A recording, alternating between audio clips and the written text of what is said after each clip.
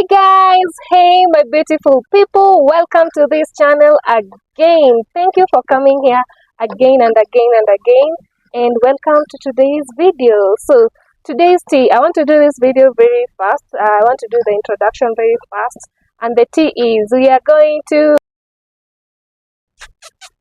Eldoret. We are going to Sugoi, guys. We are going to, do not murder me for this comment, but we are going to Eldoret. And the good thing, it's my first time to step in Eldoret town. So I'm excited for this video. One, because I'm ticking off Eldoret from my bucket list. Two, I am going for work-related reason. Si kila siku sherehe, guys. Si kila siku sunset. Si kila siku beach. Masomo. You very smart. So today I am going for a conference, a scientific conference, the 2024 Animal Production Society of Kenya conference, and a girl here is having a paper. I wrote a paper, it got accepted, so tomorrow we are going to present my paper. So I wanted to catch you up on what I do apart from traveling. I'm also a scientist. Makofi. So see you in Eldoret. I'll be giving you snippets here and there of about the whole conference and what it is about. So catch you there. Bye guys. Love you.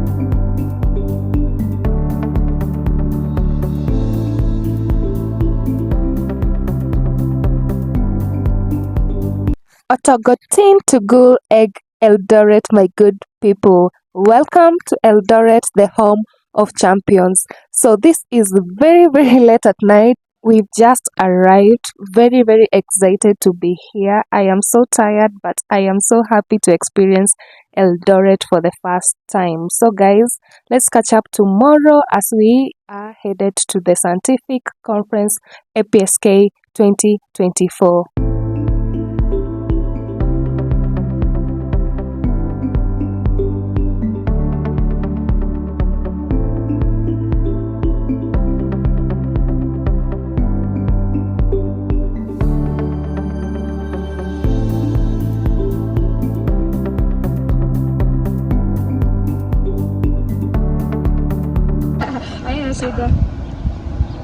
Hi guys, welcome to Eldoret Boma Inn Hotel. We are here for the 2024 Annual Scientific Conference for the Animal Production Society of Kenya under the theme Resilient and Sustainable Food Systems Transformation Agenda, Making Livestock Future Productive. So today I'll be taking you towards various presentations by different scientists in the room. We are presenting about food systems, resilient production systems in agriculture, animal health, animal breeding, anything to do with livestock productivity towards a future compliant livestock production system. So join me and other scientists and other professionals in the agricultural field as we present to you different papers on matters agriculture. See you at the room. I'm going through a lot of problems. Na ni mimi nilijiletea. Nikataka church kanisa muniombee.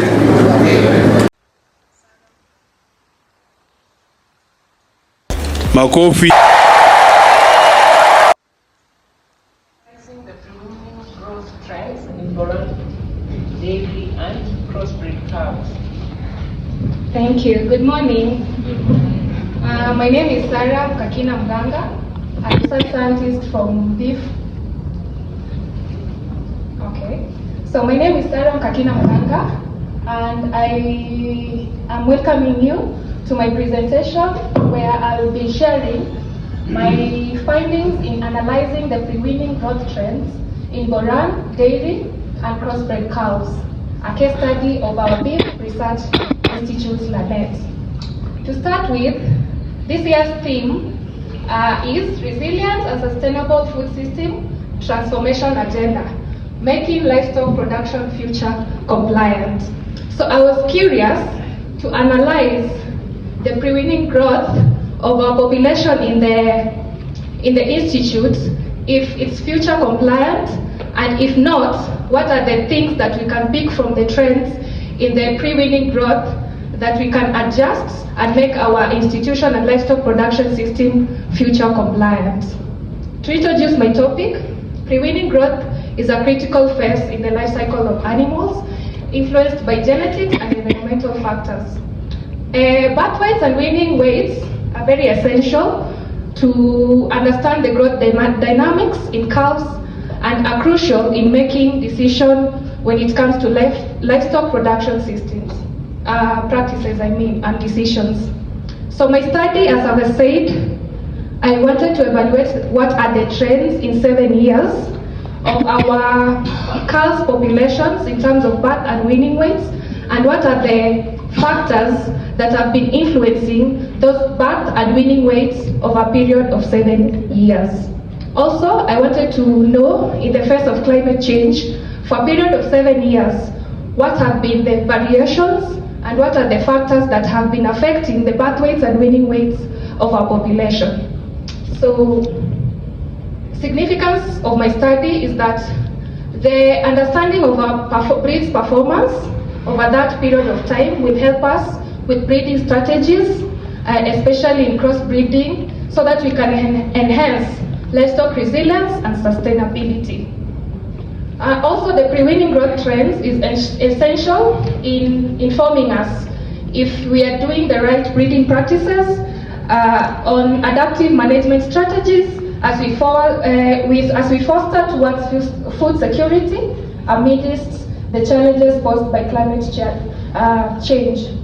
So, my study was done in Lanet, Nakuru, where we employ a free-range production system. We allow our cattle to graze on natural pastures, and we are supplemented with hay and silage during the dry season. We also have health checks, vaccination programs, parasite controls that ensure herd productivity. We also have modern facilities for data collection, and on my data between 2017 to 2023, I was focusing on the birth details. So the birth tags, the name, the sex, the color, the breed, the weaning weight, the weaning depth, and the parentage record. I used SPSS, LCM for growth trends and ANOVA to determine the factors that have been influencing the birth and weaning weight in our population. So I am happy to be joined by my colleagues doing animal breeding, so that we can analyze and follow through this data for 7 years. So to start with, I had a sample size of 807 cows with a birth mean of 26.34 and a weaning weight of 132.6 kgs.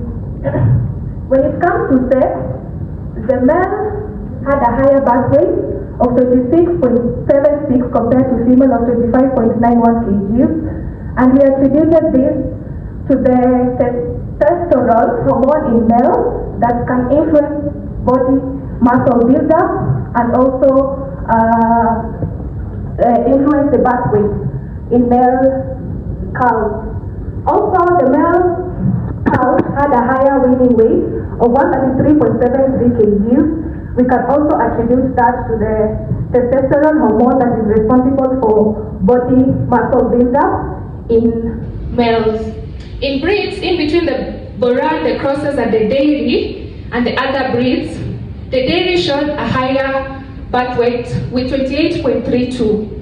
So I attributed this to the fact that the genetics that are responsible for milk production in dairy also influence the fetal growth in dairy breeds.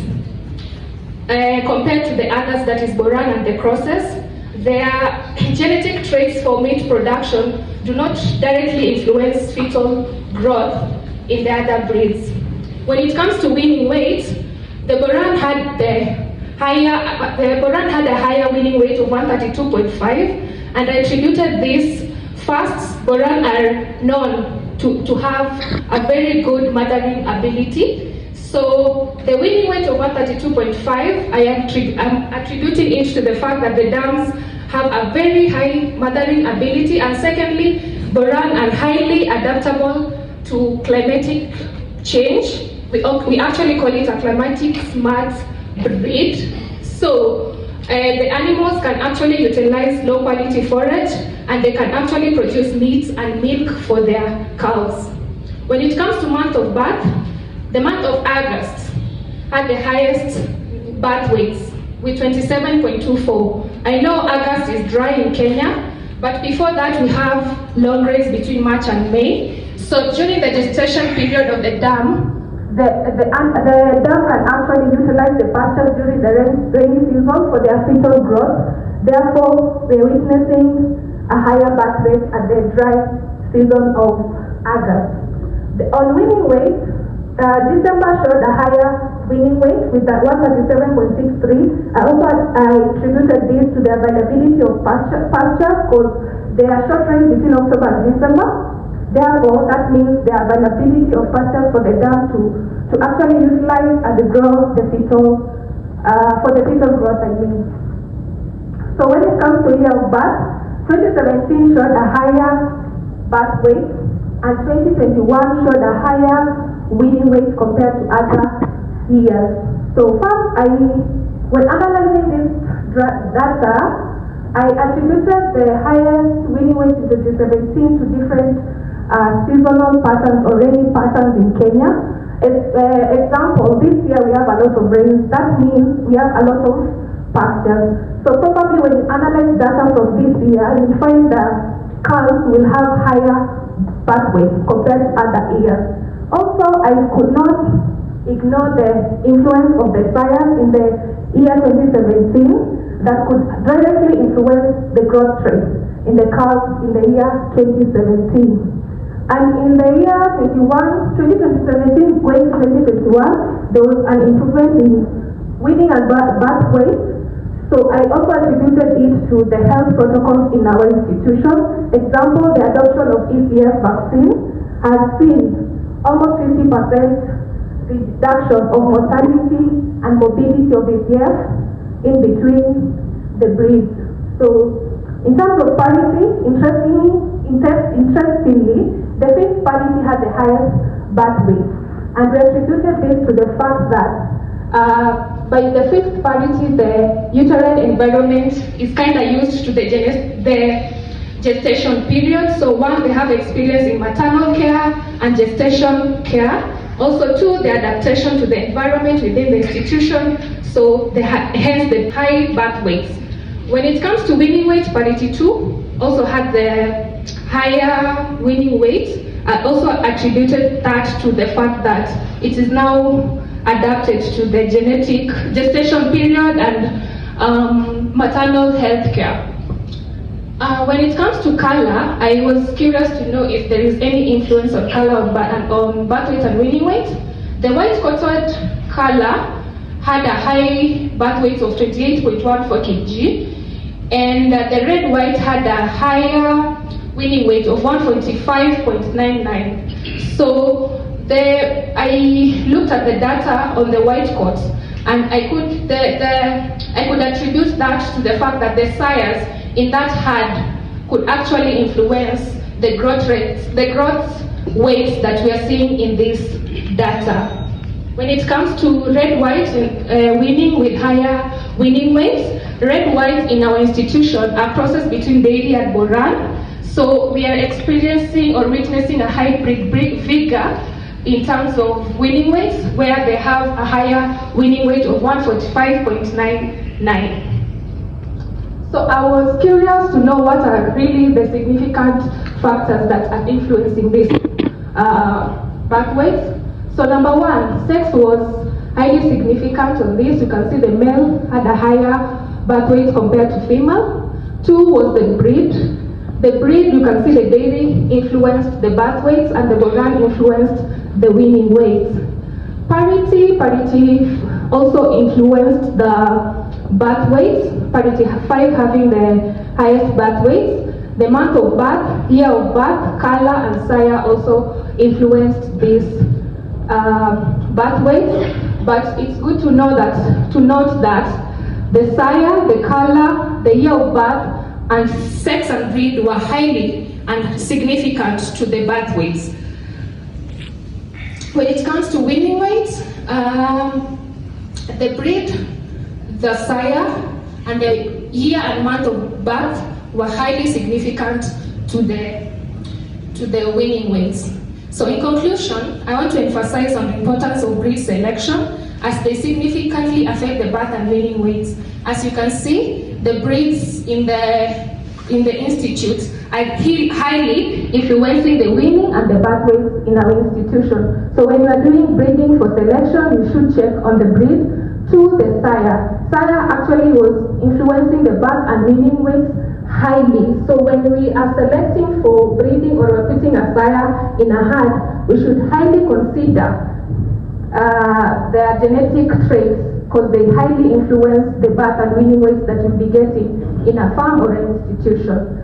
Also seasonal management, as you can see, August, December we're reporting higher birth weights and weaning weights, and that is because there's availability of pastures during the gestation period. So aligning, because we have a breeding program that is adhering to the season, but we need to adhere to it because it's really affecting the birth weights and weaning weights that we are having. Parity, we can also consider mature dams while they're introducing a sire in a herd because they are highly influencing the two. When it comes to coat color, they significantly were correlated to the birth weight. So we can actually dig deeper if there is any correlation apart from the sire that was influencing the white and favoring the white coated cows. We can also dig deeper into and see if there is any relationship between the coat color and the birth weight and the weaning weight. So these insights will really help our breeders to form a foundational basis to inform on livestock productivity through targeted breeding and improved environmental stewardship, enhancing sustainability and efficiency of a livestock farming. So I guess the recommendations are around the same, choosing the sire and breeding program, adhering to the seasons, and also health and vaccination protocol are really important in an institute or a farm because they really influence the weaning and birth weights that you might get in a farm. I want to acknowledge Carol, my colleagues, my family, my other scientists. Thank you for listening. Thank you very much. Makofi.